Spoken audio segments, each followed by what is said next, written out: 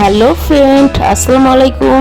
তো আজকের লাইভটা কিন্তু অনেক অনেক বেশি ইন্টারেস্টিং হতে চলেছে, কারণ আজকের এই লাইভে যেমন সুগা তার বার্থডে আমাদের সঙ্গে শেয়ার করছে, ঠিক তেমনি আমাদের মুসলিম আর্মিদের যে রোজাটা হয় আমরা রাখি, সেই রোজার ব্যাপারে কিন্তু তার একটু বলে ধারণা আছে।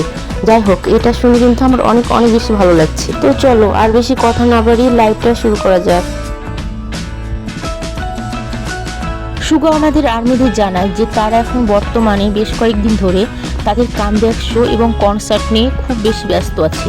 তারা অনেক বেশি হার্ডওয়ার্ক করছে, কারণ তারা জানে যে আর্মিরা বেশ কয়েক বছর ধরে তাদের জন্য পথ চেয়ে বসে আছে। তাই তারা আমাদের আর্মিদের হতাশ করতে চায় না। এবং সুগা আমাদেরকে এও জানায় যে তাকে তার ওজন কমাতে হয়েছে। বর্তমানে তার ওজন এখন 59 কিলোগ্রাম। খুব বেশি হার্ডওয়ার্কের জন্য তার চোখের পাওয়ার কিছুটা কমে গেছে, ফলে তার দূরের জিনিস দেখতে অসুবিধা হচ্ছে, ফলে তাকে ট্যাবটা ব্যবহার করতে হচ্ছে বলে তিনি জানান। সুগা বলেন, গতকাল আমি একটা বেসবল দেখছিলাম, সেখানে আমাদের নেটফ্লিক্স নিয়ে বারবার একটা বিজ্ঞাপন দেখানো হচ্ছিল।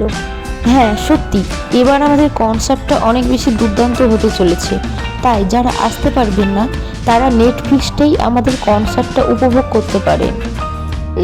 এখানে যেটা আমার সব থেকে বেশি ইন্টারেস্টিং লেগেছে সেটা হলো জেহব সুগার লাইভে এসে কমেন্ট করে, যেটা স্ক্রিনে তোমরা দেখতে পাচ্ছ, ম্যারি মি ইয়ঙ্গি।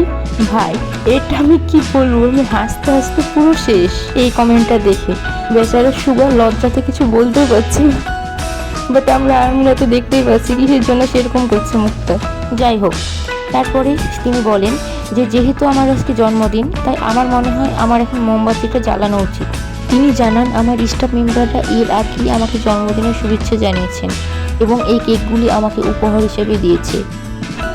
তবে এতগুলি মানুষ যখন একসঙ্গে আমার জন্মদিন উদযাপন করে, তখন আমার মতো লাজুক ছেলের কাছে এটি সামলানো অনেক বেশি কঠিন হয়ে পড়ে। সুগাকে একজন আর্মি জিজ্ঞেস করে যে এই লাইভটা কি লং করা হবে, তখন সুগা জানান যে না, আমাদের যেহেতু কামব্যাক শো আর কনসার্ট আছে, তাই আমাদেরকে অনেক বেশি অনুশীলন করতে হচ্ছে। আমি আমার কোম্পানি থেকে লাইভটা করছি, সারাদিন অনুশীলনের পরে আমি খুব ক্লান্ত হয়ে পড়ি। আমি আজকের এই দিনটা লাইভে অ্যাটেন্ড হতে চেয়েছিলাম, কারণ আমি আমার জন্মদিন আমার আর্মিদের সঙ্গে উদযাপন করতে চেয়েছিলাম। তারপরে সুগা বলে, আমার মনে হয় যারা রোজা থাকে তারা সূর্য অস্তের পরে তারা তাদের অনাহার ভাঙে। এটা শুনে তো আমার কাছে অনেক বেশি ভালো লাগলো, কারণ সুগা যেহেতু নন মুসলিম, তারপরেও আমাদের মুসলিম আর্মিদের রোজা সম্পর্কে তার ধারণা আছে।